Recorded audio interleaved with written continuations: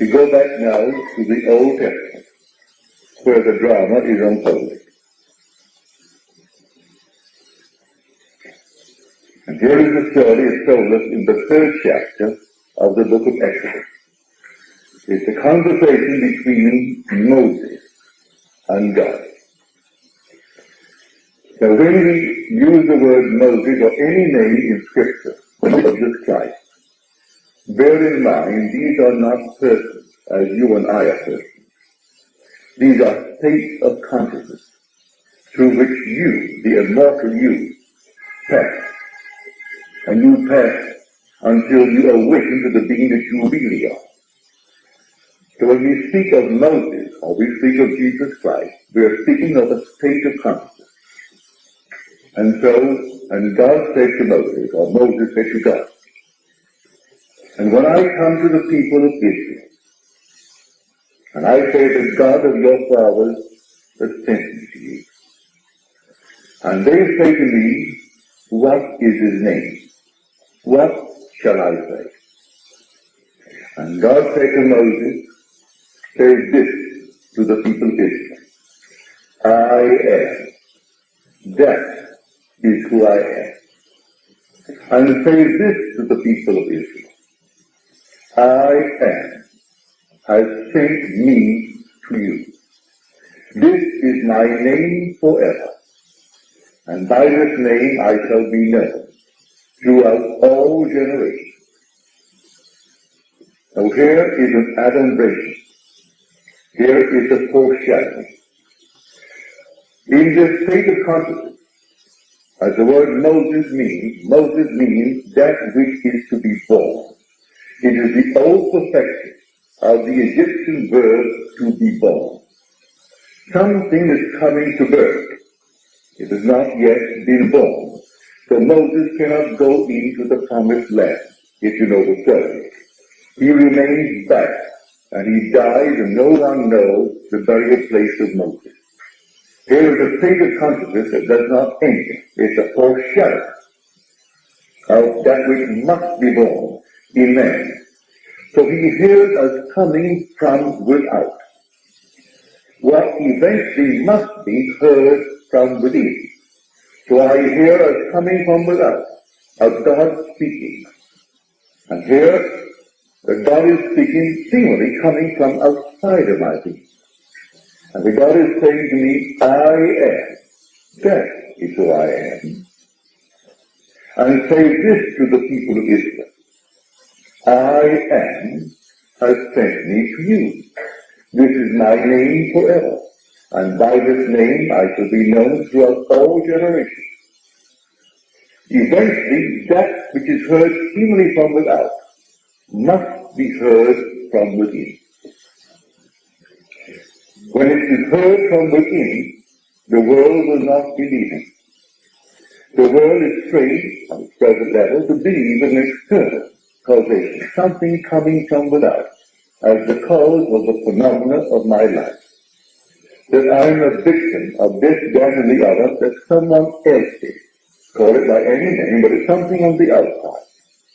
Eventually, it comes within man, and what is heard in the beginning, coming from without, is now heard from within. And that is called in Scripture, in the New Testament, Jesus Christ. The God of the Old Testament that seemingly spoke from without through his prophets, now in the New speaks from within, in man. So we are told in the New Testament, do you not realize that Jesus Christ is within you?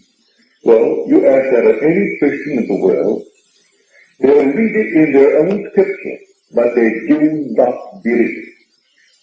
They talk and they speak of as Christ from the outside, some being who lived 2,000 years ago. And they turn to him and pray to him. They stick him on the wall and cross themselves for love. That is not the God of Scripture. The God of Scripture comes from within. Eventually, everything said in the New Testament, which was an adumbrated statement in the Old, you are going to experience coming from within. Now, it talks in this manner. And the woman of Samaria said to him, I know that Messiah is coming, the one who is called Christ. He will tell us all things. And then Jesus answers. And you think Jesus is speaking from the outside. Let's go back now to the statement. Do you not realize that Jesus Christ is within you? And now forget completely any Jesus Christ who is talking in history from the outside. It's all from the inside. What originally seemed to come from the outside in man's early stage has actually begun to awaken from within. So Christ is speaking out from within, and you and I, we are the woman at the well of Samaria. This well of Jacob where the woman came to draw water. And now from within us, we are hearing a voice coming from within ourselves.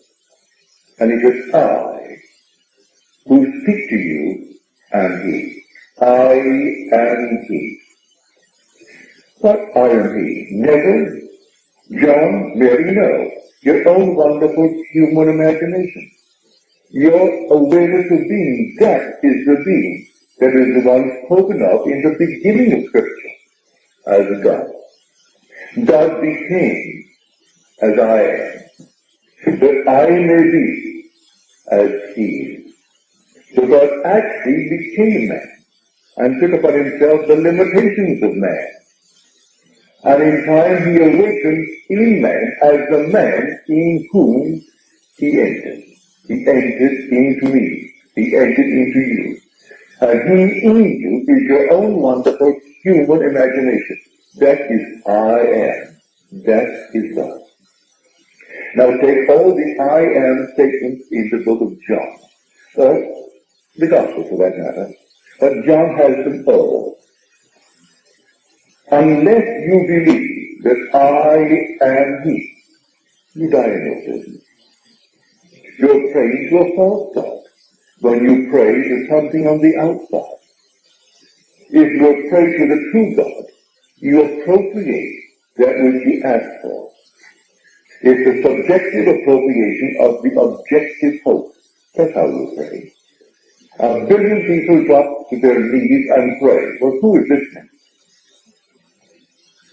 Who is listening when you pray? Is it not something coming from within? Do you believe in the reality of what you assume? You're called upon to assume that you are, or that things are, as you desire them to be. So the subjective appropriation of the objective hope is prayer. So unless you believe that I am He, you die in your sins. Sin is to miss the mark. You will miss the mark in life unless you dare to appropriate that feeling and then sustain it within you as though it were true. How no one knows, but you walk in faith. Those who know thy name, says the psalmist, put their trust in thee. For the name is not Jehovah, the name is not God, the name is not Jesus, the name is not Jesus Christ, the name is I am. You can't really pronounce the name I am in Hebrew. It's in 4 consonants, Yod-Heh-Vav-Heh. We translate the 4 consonants as the Lord. All right, so we give it a sound. But the minute you say the Lord, you think of something on the outside. But when you say I am, you can't think of something on the outside. How can you say I am and quote any place? You can say I am rich, I am poor. I am known, I am unknown. I am this, that, or anything else in the world. But I am is basic. It is the root of all. That is the God of Scripture. That is the God of whom the Scripture speaks. The God that no one is talking about because they're putting on the outside. And they pray to that which is not something that is real. And they're bowing before some little silly thing that man made with his hands, not knowing that man himself is the temple in whom God dwells. And God dwelling in man is man's own wonderful human imagination. That is God. Now you're called upon this to put into the test. Everything said concerning this being, I know from experience to be true. And when you have lifted up the Son of Man, you will know that I am He. Well, how is the Son of Man lifted up? We are told in Scripture, as Moses in the desert lifted up the serpent, so must the Son of Man be lifted up. Well, that's an adumbration. That is a foreshadowing.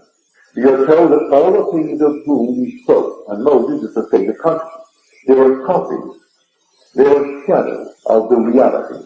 So you copied what you saw. You saw something like a serpent move up, and you copied it. It moved up on a straight line. And so you made a copy of the reality. Now comes the reality. Will I experience that reality? Yes. I have experienced that reality. As Moses in the wilderness lifted up the serpent, so must the Son of Man be lifted up. So in my own case, suddenly I was tricked into from top to bottom. This body, even this body, at the base of the spine was golden liquid light. And as I contemplated it, I knew it was myself. And as I contemplated it, I fused with it.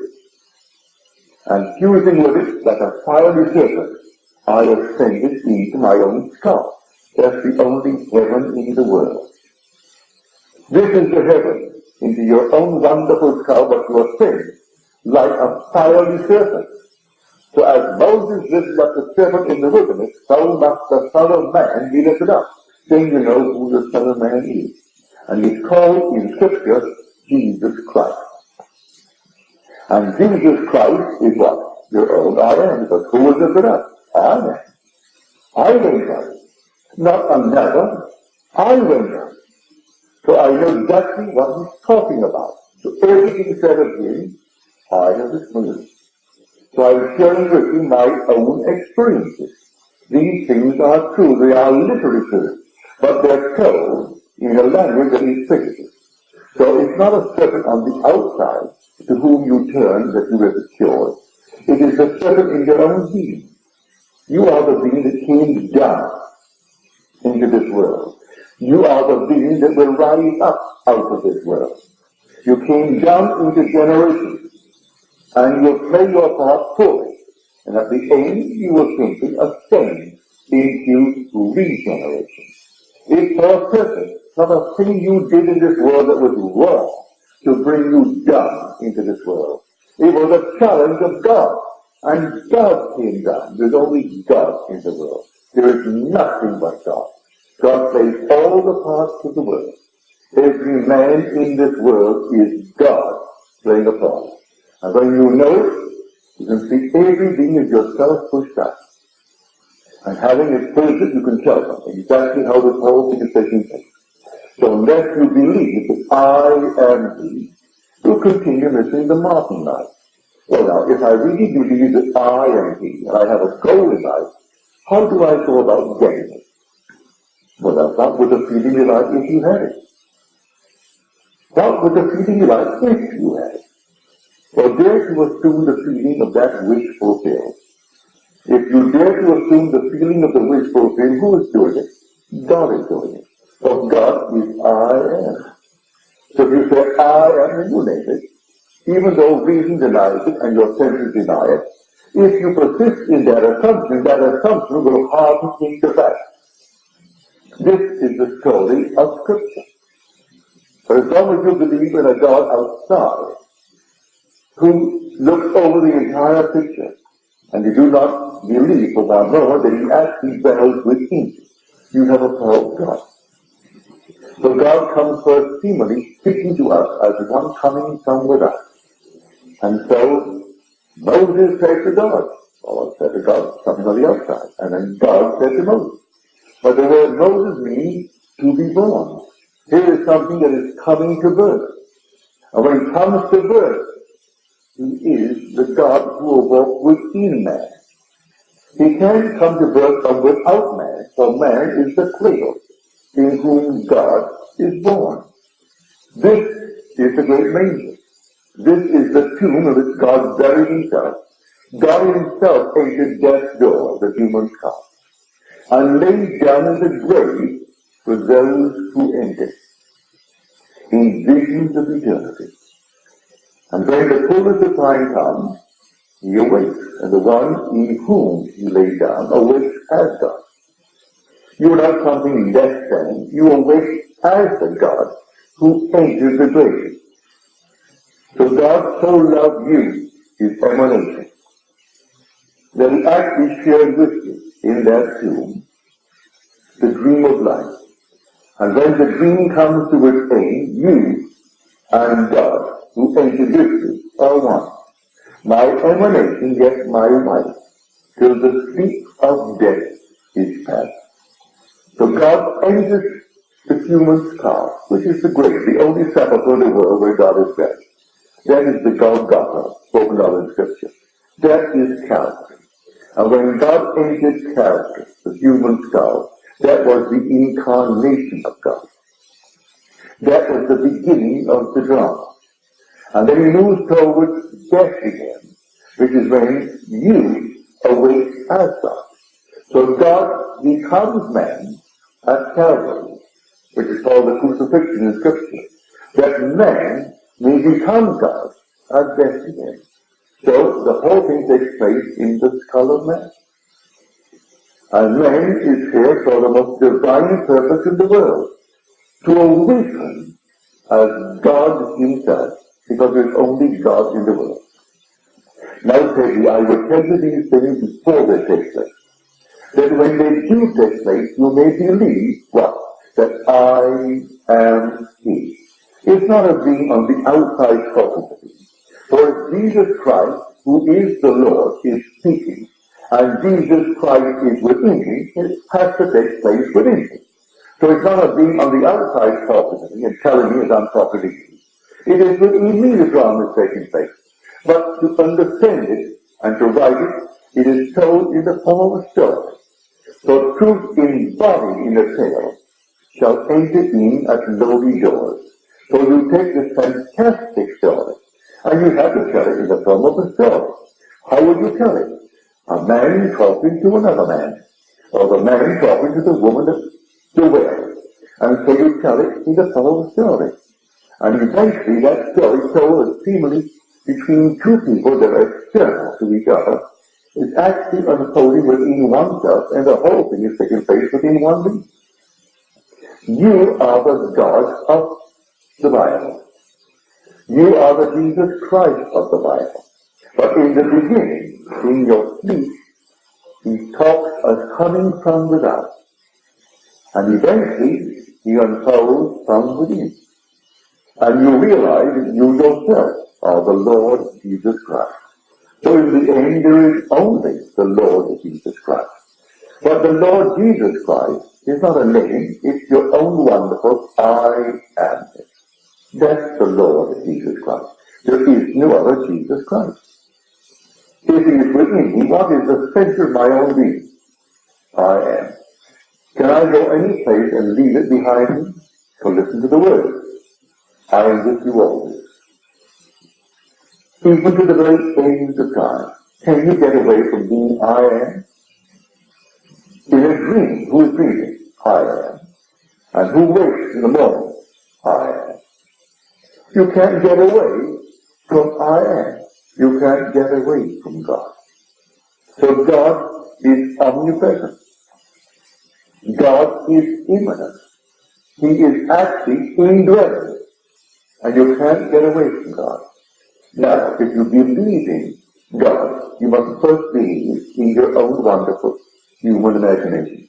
For if all things are possible to God, well then all things are possible to your own wonderful human imagination. Now what does it take to make it become real in my world? Faith. Faith in God. Biblical faith is faith in God as saving. Well, saving is not only the saving from the ultimate, which is death, but the saving from everything in the world that confronts me, from which I would like to escape. No matter what it is, maybe I'm poor tonight and can't pay my rent. That is a problem. But can God save me? Yes. The ultimate would be to save me from death. But before that moment in time, there are so many things from which I could escape. I must turn to God. Well, I can't turn to any God on the outside. I can turn to God, if I really turn to Him, on the inside. He dwells on the inside. He is my own wonderful I am. My consciousness, my imagination. That is God. So if you really would believe in God, then we come from that original state where He speaks freely from without to within when I hear Him not as another. I myself experience all these things. So I can say to anyone what I did. I woke within my own skull. It wasn't another who woke. I came out of my own skull. It wasn't another who came out. So I was born from above, as told in Scripture. I arose from the grave, or the grave was my skull. That was the sepulchre. Which I do from the essence of all the things I've ever done in this world. And the essence put together and personified was a son. And his name was David. And so all the things I've ever done in eternity, I've played all the parts in the world. At the very end, when they all are gathered together and personified, that is a son. Now I know that God is not only the power of the universe, He is a Father, a loving Father. And then comes dreams in my world. Everything I've ever done, at the moment sometimes it was bitter. Sometimes I was disgusted with the things that I did. But in the end, I realized it was all love. It was all love. Did you ever have a dream where you embrace one that you love dearly? The most intimate embrace. And then the face turns and changes, and it's the face of another you once embraced. And then another, and then another, and then another. And all of a sudden you realize that all these, though some turn bitter, and some turn, well, horrible in your world, at that moment of the embrace it was love. And then as you begin to awaken from it all, you realize that everything in this world, you brought into being through love. So we are told in Scripture that God is steadfast love. And love is not love. It also. If I fall in love with something and suddenly it is not what I thought I fell in love with, and then I change, that is not love, not the love of Scripture. For love is not love which alters, when its alteration finds. And I've had these experiences where suddenly everything in the world that I once loved, and then in one wonderful night, you fall in love with a moment, the second love that you really love, to find that as you're embracing her, if you be man, or if you be woman, embracing him, and all these things change, and their faces come on the same being, and you realize the whole vast thing is love. Even though it seems to have changed in your journey from love to hate, but in the end of the journey, it is all love. And all play their part in your world. And all are forgiven in the end because it's all love. It's all one. I hope you've had it. If you haven't had it experience, you are going to have it. So that in the end, everything is forgiven. Everything was created in love. And there's only God in the world, and God is your own wonderful human imagination. That is God. And with God, all things are possible. Everything is possible. So in this world, if you really believe so, that He is in you, called in the New Testament, Jesus Christ, called in the Old Testament, Jehovah, or the Lord, or God. It's the same thing. But it really means I am. So when I come to the people of Israel, and they say to me, who sent you? What is his name? Just say to them, I am. That is who I am. And if they ask you for my name, just say, I am has sent me to you. And this is my name forever. And by this name I shall be known throughout all generations. But he heard it as coming from without. Eventually, he who is to be born, so that's what the name means, Moses is to be born. When that which is within is born, then it comes not from without, it comes from within. And he hears it rising within himself, that I am he.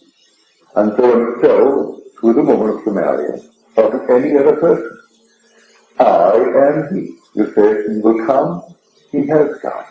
I am he. Not a little thing called Neville. I'm speaking now of the being within us, the one being in all of us. And all will awaken to discover that he is God. There's nothing but God. And so I tell you before it takes place, that when it does take place, you may believe. Believe what? That I am he. Before Abraham, I am. Or before Abraham was I am. Put the punctuation mark where it suits you best. But before the world was, I am. Or before the world was I am. It has no beginning, it has no end. And deliberately and purposely came down into a world of death. For everything here begins and ends. It dies. Everything dies in this world, including the stars. They're fading. They may take unnumbered light years, but they're dying. Everything dies. And that which cannot die, it has no beginning or end, comes down into the world of death and conquers the last enemy, which is death. You cannot die, for nothing dies. But tonight, you can put it to this screen test in something that you can prove in the central world, which will vanish anyway, but you prove it. And see the whole thing comes into this world. And I can tell you the spirit is historical, because your memory returns, and the long last language of symbolism returns with it. And things that the world will simply put aside, as meaning nothing, that comes to you in the form of a dream, has the most wonderful significance in the world. That which has no significance in the world, and they're simply eliminated. And they turn to a Freud, or turn to his disciple, and try to give meaning, and all based upon what they call sex. I'm not denying the importance of sex in the world of generations. But every little symbol in your dream is so important. When memory returns, everything comes back with it, and you see it so clearly. Here is a simple little experience. It has happened to me through the years. In the story, Joshua, which means Jesus, and Jesus and Joshua is Jehovah. The same Yahweh-Vav is the root of the word. So Yahweh-Vav is the root of Jehovah, Yahweh-Vav is the root of Joshua or Jesus. And Joshua goes because Moses cannot go. He is to be born. Joshua, which is the Lord, is born. So he goes into the promised land. And he takes with him one. And the one is Caleb. Well, Caleb in Hebrew means the dog. It also means a male cow who serves the priest in the temple. But the symbol is a dog, as told in the 22nd Psalm. The dog surrounds him. Well, the word here is his companion who goes with him into the promised land. And here, whatever I've seen in my dream, a dog, I'm walking with a dog, or the dog is in the hand of another. And when the dog defecates, right before me, in a generous manner, I've always known that a very large sum of money will come to me. If it defecates twice before, it comes so soon I'm not even up to receive it. Now, it doesn't make sense to the world. Well, yesterday morning, I woke at 5. I was having this wonderful experience, and here was a dog. It began with some other kind of an animal, and finally it became a dog. And as the person leading it turned it right on the sidewalk, it defecated in a generous amount, walked a foot or two, and repeated the act. For Scripture tells us that if the vision repeats itself, it means that the thing has been fixed by God, and it will shortly come to pass. Well, I was alone at 8:15. I thought, now this is the time I would shave and bathe. My head was under the shower, and I was taking a shampoo. And I heard that there's a dog in our apartment. I don't own a dog, but my daughter has a dog, and she leaves her visit 4 days a week. Well, it so happened, yesterday was the day that she got the dog with me. He's barking like mad, and it's only about 8:15. I said, who on earth could be disturbing the dog? I heard it full of shampoo, and I got that out. I threw a robe open, went to the front door, and here was the postman on the outside. He was just about to leave when I saw him, and then I opened the door, and he stuck a letter to the special edition.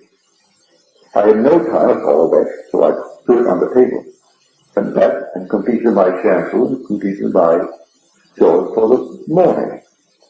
When I came out, I opened the letter, and my mother sent me a check for $2,500. It's not a dividend check. She sent me a check for $2,500. Now here, the world will laugh at a thing like this. But see, when you awaken from the dream of life, memory returns. And with the memory, the language of symbolism returns. And all beings are symbols, telling you the most fantastic story in the world. And here was the dream. And here it was so the defecation took place twice.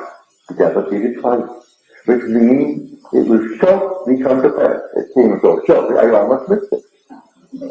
Here I am with my head full of shampoo, and here the ring of the bell, which I would not have heard, were not for the dog. And the dog is walking as someone who was ringing the doorbell. Because under the shower, I could never have heard it if he only rang the doorbell. But the dog is talking. I wonder what on earth is Tandy doing?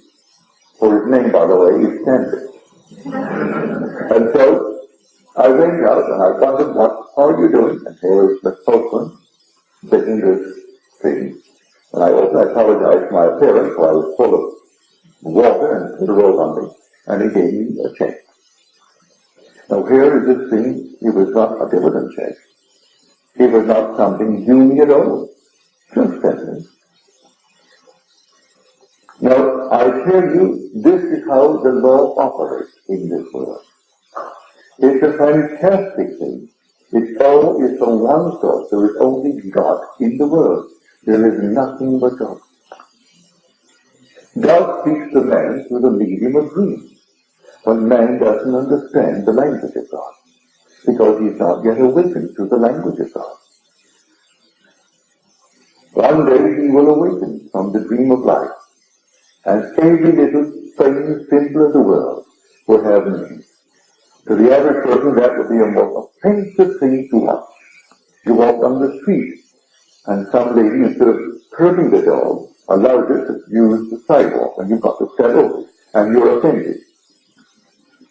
And everything here also is a dream. But people don't realize it. Everything here is real, a symbol. Every one of the world is a symbol.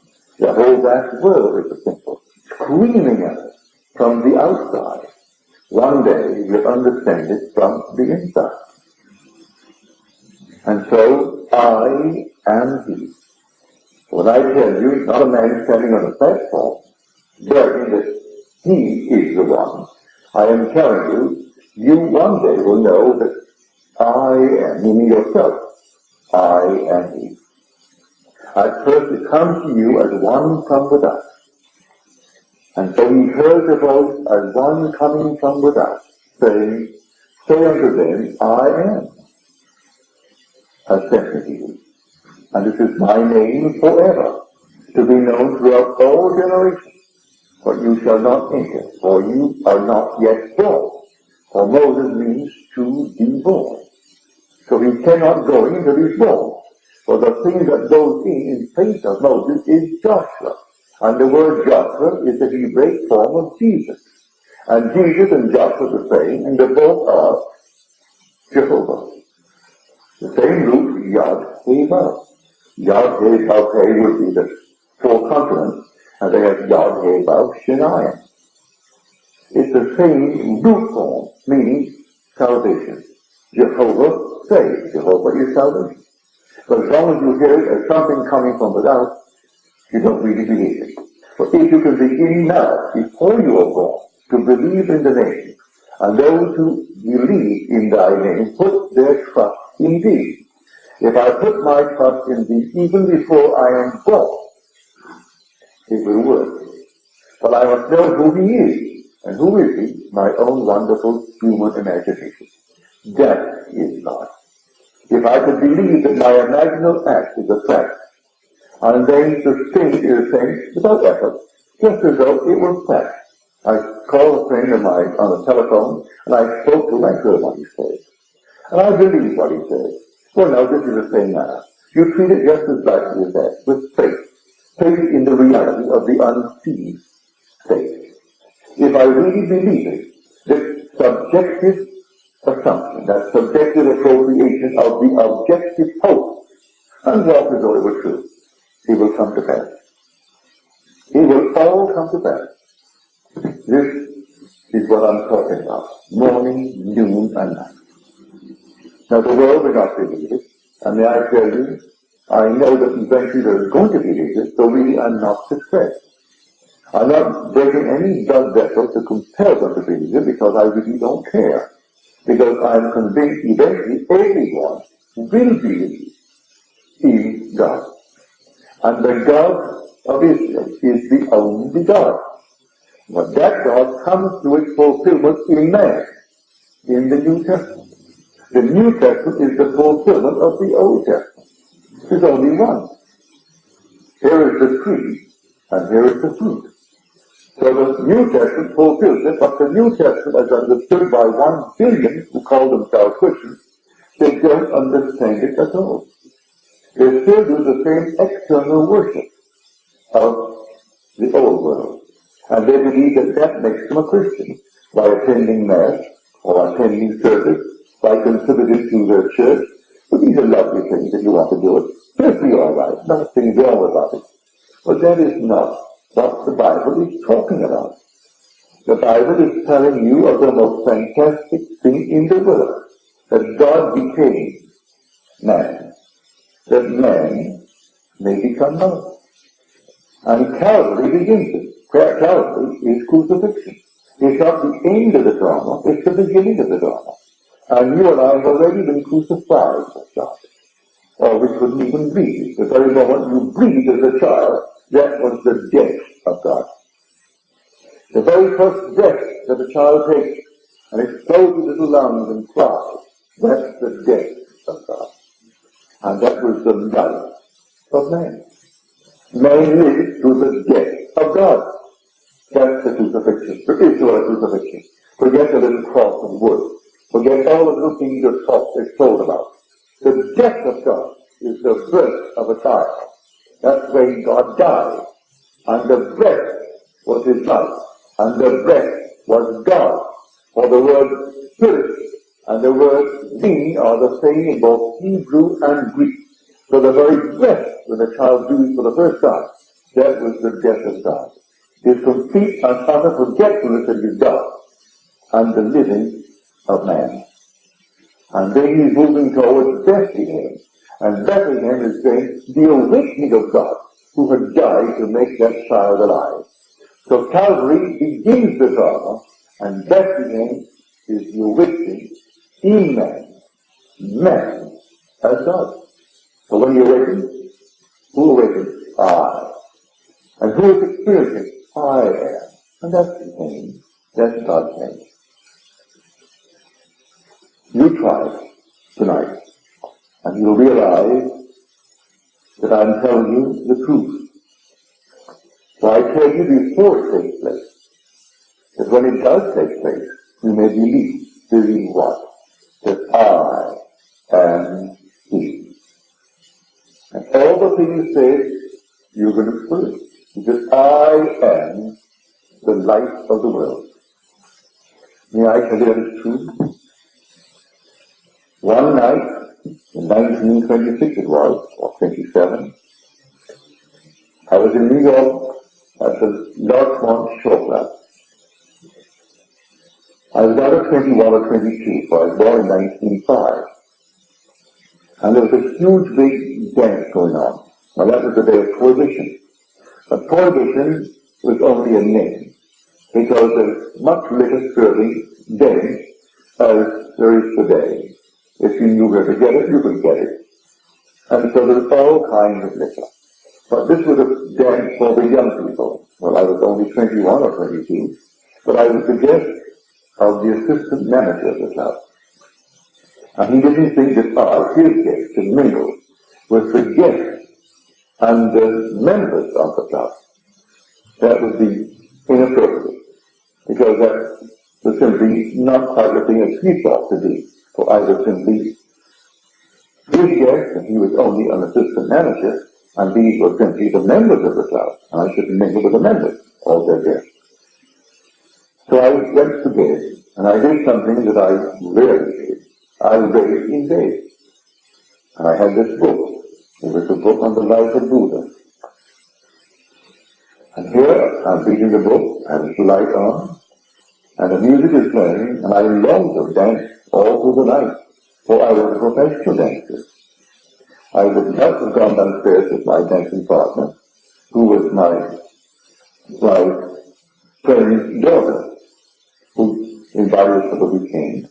I would have loved to go downstairs and dance, but he thought it unwise for his position to have me do it. So I sat in bed, and I declined reading the book. And the next thing I knew, it's about 9 in the morning. The light is still burning at the head of my bed. The sound of music is over. Everything is still. And here I am at 9 in the morning with the book sat on my chest, which means I did not turn in the course of the evening. I fell into a trance, a cataleptic state. For the book is still open on my chest, the light is on, and it's now 9 in the morning. I must have fallen off about 10 that night. So here almost 12 hours of a cataleptic state. And in that interval, I was infinite life. There was no star. There was nothing but infinite pulsing living life.